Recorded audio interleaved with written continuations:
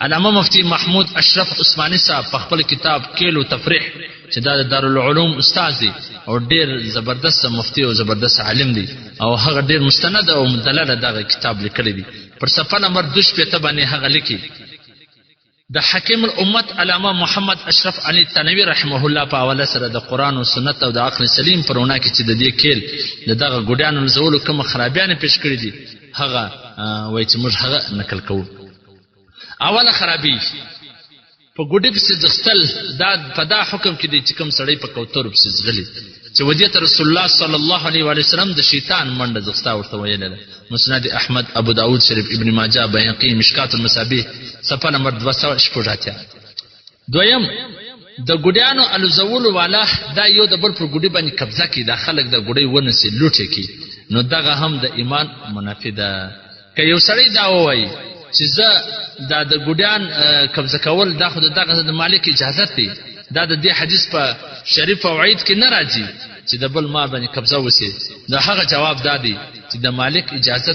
اسکله نه دی صرف د عام رواج د وجه سره هغه خاموش دی. زه خو هرگز پر دې باندې راضي او خوشاله نه دی چې د ګډي د سوکويسي ځکه چې ګډي غانټا سي یعنی پریسي زر دی هغه مانجا هغه تار کشي چې څونه د لاس راځ هغه دی غنیمت غني. دویم چې کم دی هغه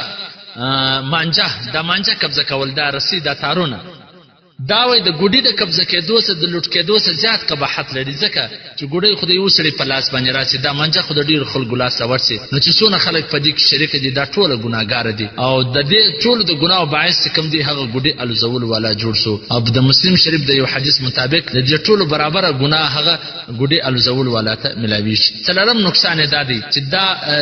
بل مسلمان ته د نقصان ورسول نیت کوي ځکه هر ګډي الزول والا دا نیتی دا کوشش چې د بل ګډي ګانټه کما دا هغه نقصان وکي نو د مسلمان ته نقصان ورسول دا حرام دی او دغه حرام فعل په نفس سره باندې دی دا ګډي الوزي او د بل یو دا ګانټه کی دا غسر جنگي نو دا ګناګار سودواله. او پنځم د الله د یاد او د مانځه غفلت راسي دا خبر الله جل جلاله په قران کریم کې د شراب او د خمارو علت شوول یو دا غا د حرام کېدو علت شوول دي چې دا ځکه حرام دی چې دا د الله د ذکر او د الله د عبادت منع کوي. او چله شپږم د پرتګي کې راځي عام طور باندې دا ګډیان پر چتو باندې خلک الوزینو امسایګانو ته ډیر سخت تکلیف او به پرتګي باندې هم کیږي. او هم دا چې د ځان خطرې ځکه د ګډیان الزول ډیر کسان د چترې لاس پښه ماته سي او ډیر داسې دي چې مرسي وي او ډیر د ټرافیک حادثه په ګډي پسې زغلي مټره وي یا بل څه وي دا هم په اخبارو کې راځي. او اتم دا دی چې د مال نقصان کیږي په پتنګ بازي د ګډیان الزول کې د لکاو روپو بلا وجه په لکاو پیسې ځای کیږي نو دغه منځه هم ورته ګرانیږي دغه سره لیټرینګ او لوډ سپیکر د دې هم التزامات وسره کیږي نو دا ټول ناجایز دي. نم چې کم دی دغه سابقه خرابیوس علاوه نور هم چې کم په ګډي الوزولو په وخت کې دا کم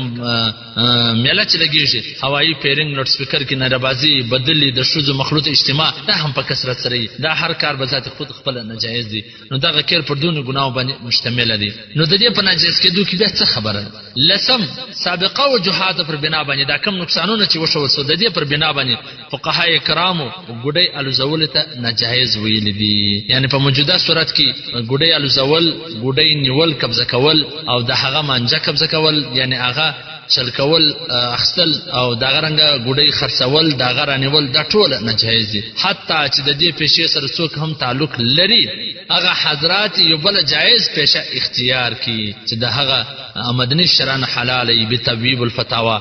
جامع دارالعلوم